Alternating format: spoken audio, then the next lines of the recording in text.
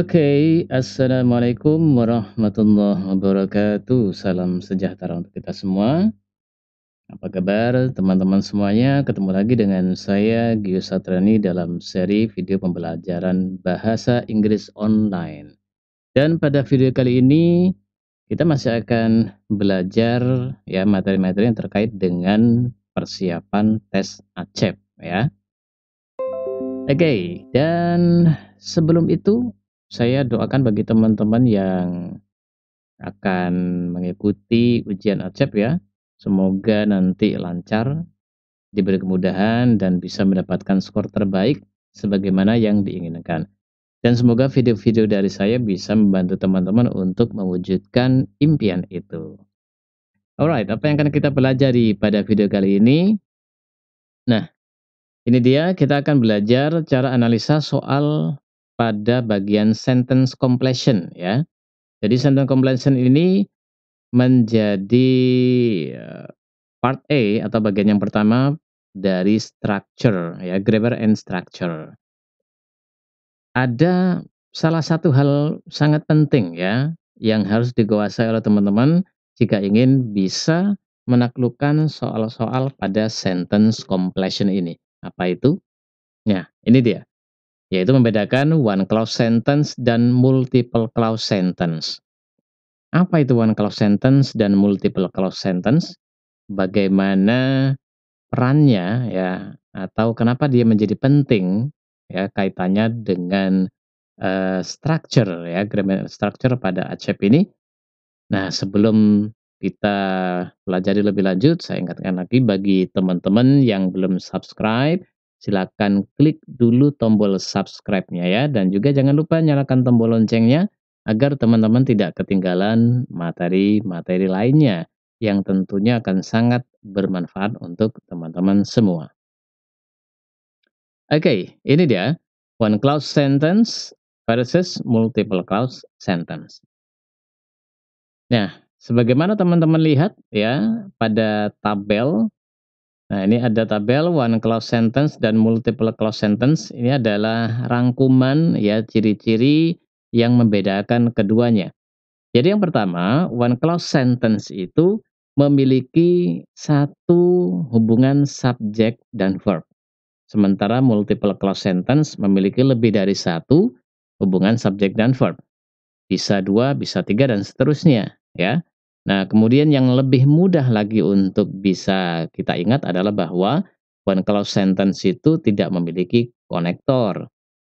Ya, sementara multiple clause sentence ini memiliki konektor. Nah, apa itu konektor? Kalau teman-teman sudah belajar tentang adjective clause, adverbial clause, noun clause, dan juga compound sentence, pasti sudah tahu ya karakter-karakter konektor pada masing-masing bentuk multiple clause sentence tersebut ya.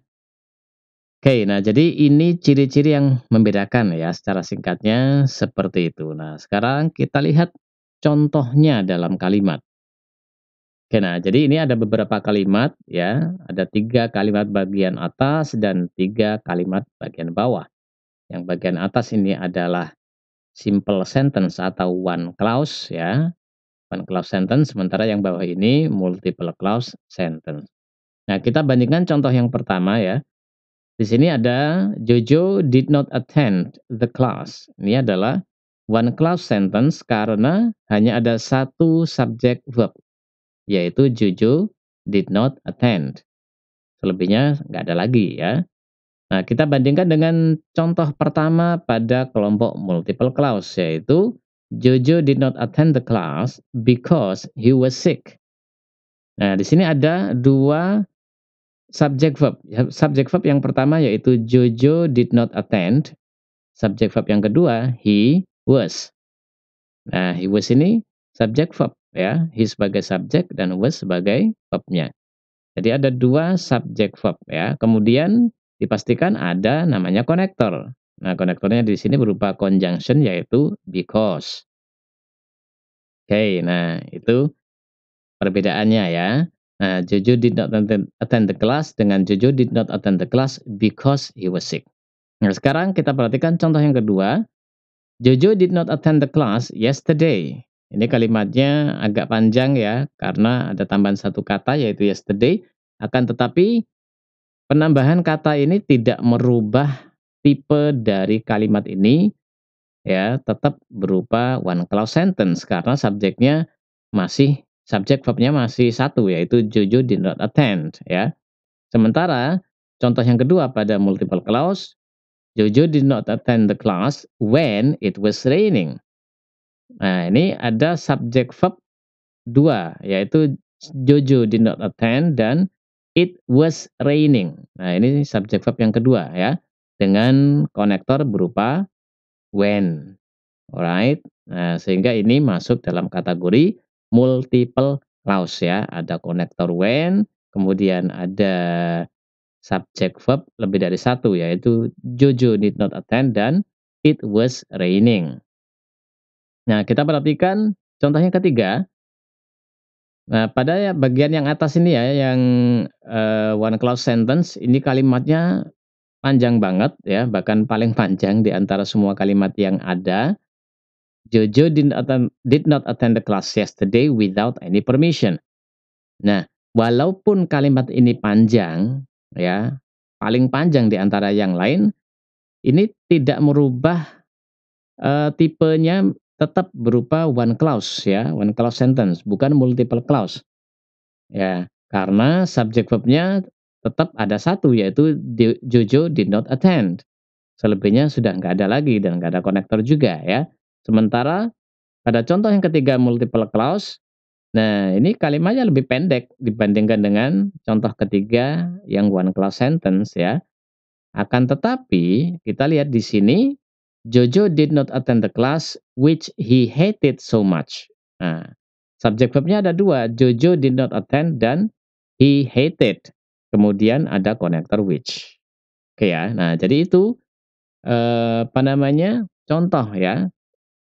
Contoh pada kalimat perbedaan antara one clause sentence dengan multiple clause sentence sebagaimana yang dirangkum dalam tabel pada halaman sebelumnya.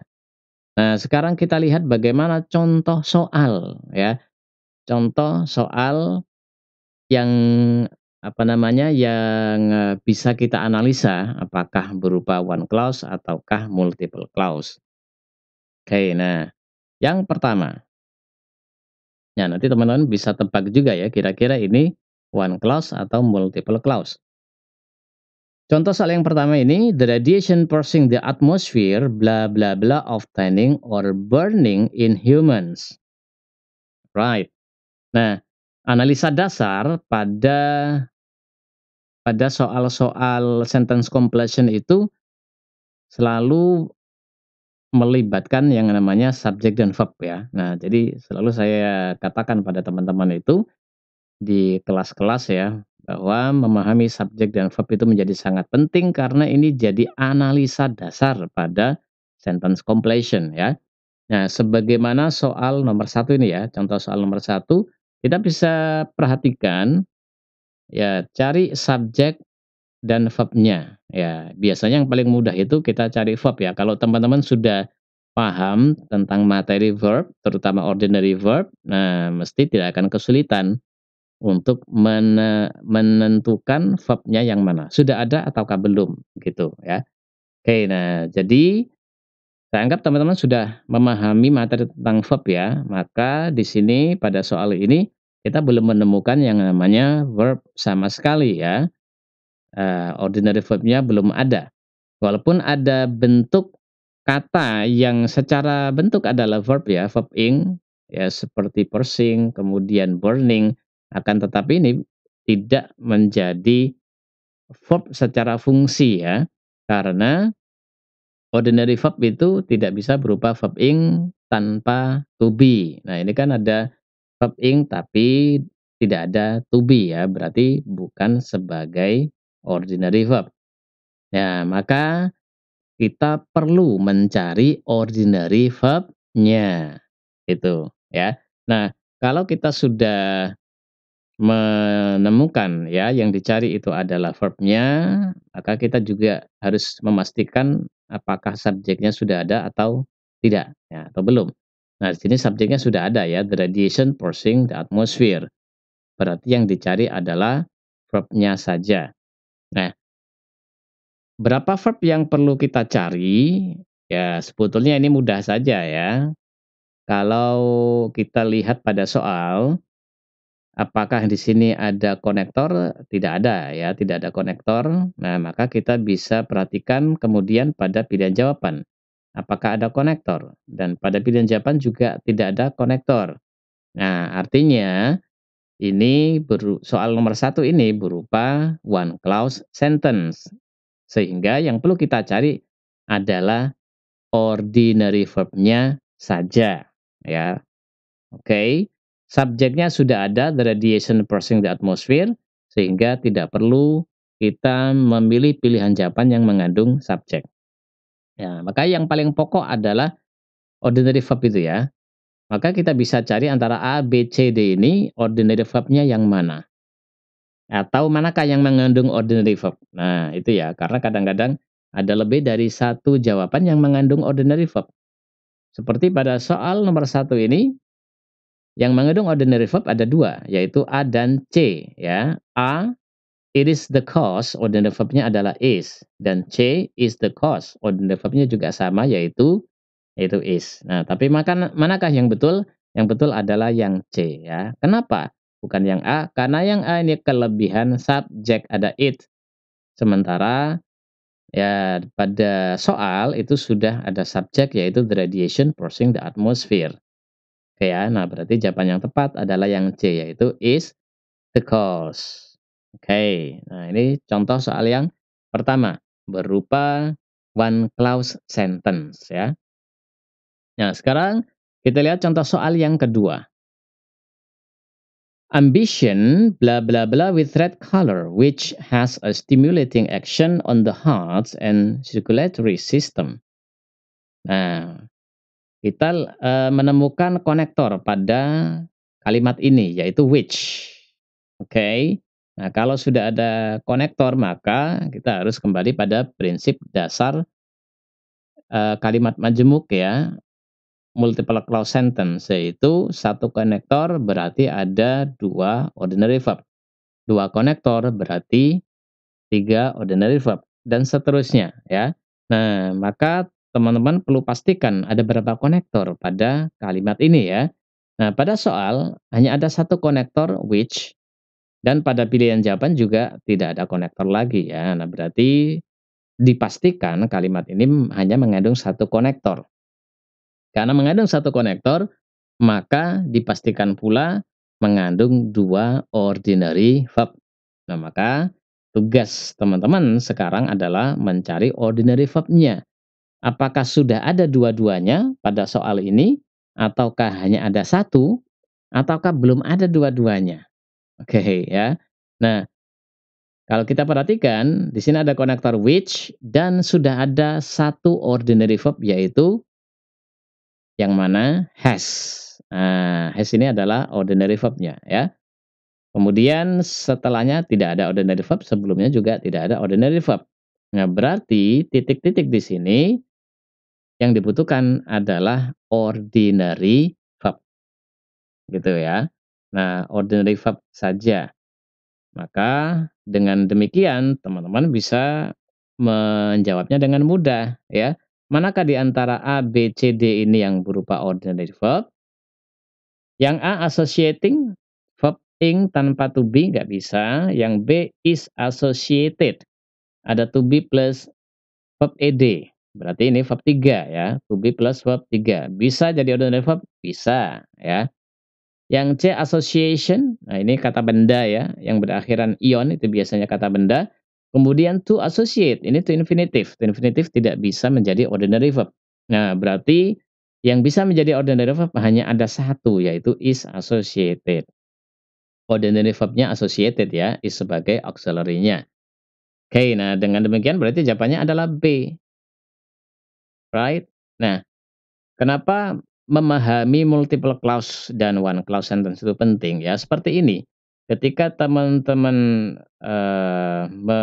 menemukan adanya konektor, gitu ya, ya menemukan adanya konektor, berarti harus paham prinsipnya bahwa kalau ada satu konektor ya, ada konektor berarti dia multiple clause, ada satu konektor berarti harus ada 2 ordinary verb. Karena kalau teman-teman tidak memahami ini, mungkin teman-teman hanya melihat adanya has sebagai ordinary verb-nya, berarti sudah cukup. Bisa jadi seperti itu, ya. Nah, karena belum paham, apa namanya, prinsip dasar dari multiple clause ya. Tapi kalau sudah paham ada konektor satu berarti harus ada 2 ordinary verb. Artinya has saja tidak cukup, harus mencari satu lagi ordinary verb di sini. Nah, gitu ya. Nah, itulah kenapa kita harus paham apakah soal ini berupa one clause sentence atau multiple clause sentence. Nah, sekarang kita lihat contoh nomor 3. In many ancient civilization, architecture and urbanism, blah blah blah, the constant engagements with the divine and supernatural. Oke, nah kembali lagi cek subjek verbnya. In many ancient civilization bukan subjek karena ada preposisi ya. Oke, jadi saya sering mengatakan ya pada teman-teman bahwa rangkaian kata yang diawali preposisi berarti dia bukan subjeknya. Tunggu sampai dengan adanya koma, setelah koma baru masuk subjek. Ya, gitu ya. Nah, di sini subjeknya adalah architecture and urbanism. Kemudian kita cari verbnya dari mulai the sampai dengan supernatural tidak ada ordinary verb. Berarti ini masih membutuhkan ordinary verb. Gitu ya. Nah, maka kita lihat di antara A, B, C, D manakah yang mengandung ordinary verb? Ada which reflect A, ada ordinary verb enggak? Ada, yaitu reflect, verb satu, ya, bare infinitive, bisa menjadi ordinary verb, berarti ada kemungkinan. Yang B, reflected, nah ini ada kemungkinan verb 2, ya, berarti bisa jadi ordinary verb. Yang C, reflecting, verb ing tanpa to be tidak bisa, dan yang D, reflection, kata benda ini ya, berakhiran ion, nah berarti bukan juga. Maka yang memungkinkan adalah A dan B ya, sesuai dengan kebutuhannya yaitu ordinary verb. Nah, hanya saja kemudian kita saring apakah A dan B. Bedanya apa? Yang A ada konektor which dan yang B tanpa konektor. Nah, maka di sini perlunya teman-teman melihat apakah kalimat pada soal ini berupa multiple clause sentence ataukah one clause sentence ya. Nah, kembali pada prinsip tadi kalau multiple clause berarti ada satu konektor, 2 ordinary verb gitu ya. Kalau kita masukkan yang jawaban yang A ini berarti ada satu konektor, ya maka harus ada 2 ordinary verb. Ini satu ordinary verbnya sudah ada yaitu reflect. Nah, maka kita cari pada soal apakah sudah ada ordinary verb? Di analisa kita di awal tadi kan nggak ada. Nah, berarti ordinary verb-nya hanya ada satu, maka tidak tepat jika ada konektor gitu ya. Nah, berarti ini tipe one clause sentence. Maka jawabannya adalah yang B, yaitu reflected ya, sebagai ordinary verb-nya. Berarti titik-titik di sini hanya membutuhkan satu ordinary verb saja, hanya butuh ordinary verb tanpa konektor ya, karena ordinary verb-nya hanya ada satu. Hei, paham ya? Kalau ada yang belum dipahami boleh tulis di kolom komentar. Sekarang kita lihat soal ya, contoh soal nomor 4. Parent flamingos lose their intense pink coloring until bla bla bla. Alright. Nah, kalau teman-teman sudah peka terhadap keberadaan conjunction, ini bisa mempercepat analisa ya. Seperti pada soal nomor 4 ini ada kata until, conjunction di situ ya. Nah, berarti itu sudah menandakan ini ciri-ciri dari multiple clause sentence ya. Nah, kita bisa pastikan lagi ya bahwa ada conjunction until di sini sebagai konektornya ya, maka mesti ada lebih dari satu ordinary verb nantinya. Nah, kita lihat apakah sudah ada ordinary verb di sini. Di sini sudah ada ordinary verb yang pertama yaitu lose. Nah, lose ini adalah ordinary verb ya. Lose intense pink coloring, coloring bukan verb ing tanpa to be. Nah, artinya sudah ada satu ordinary verb, maka yang dibutuhkan adalah satu ordinary verb lagi, biar genap menjadi 2 karena konektornya ada satu di sini ya. Sementara di pilihan jawaban kan nggak ada konektor lagi. Oke, nah jadi ada satu konektor membutuhkan 2 ordinary verb. Ordinary verb-nya sudah ada satu, maka cari satu lagi yang mengandung ordinary verb. Di antara A, B, C, D yang mengandung ordinary verb hanya yang C, yaitu they win their young. Nah, win ini sebagai ordinary verb-nya ya. Oke, yang A winning verb ing nggak bisa ya. Yang B malah tidak ada verb sama sekali ya. Bentuk verb pun tidak ada. Yang D juga bukan verb yang ya. Nah, berarti jawaban yang paling tepat adalah yang C. Gitu. Ya, jadi memahami one clause sentence dengan multiple clause sentence menjadi hal yang sangat berguna ya untuk teman-teman semuanya jika ingin bisa memaksimalkan nilainya pada bagian grammar and structure ya, terutama pada sentence completion. Oke, ini 4 contoh 4 soal ya, eee, untuk analisanya. Jika teman-teman masih ada pertanyaan silahkan tulis di kolom komentar ya, kalau ada yang masih belum dipahami. Oke, sekian untuk materi pada video kali ini, kita ketemu lagi pada video berikutnya.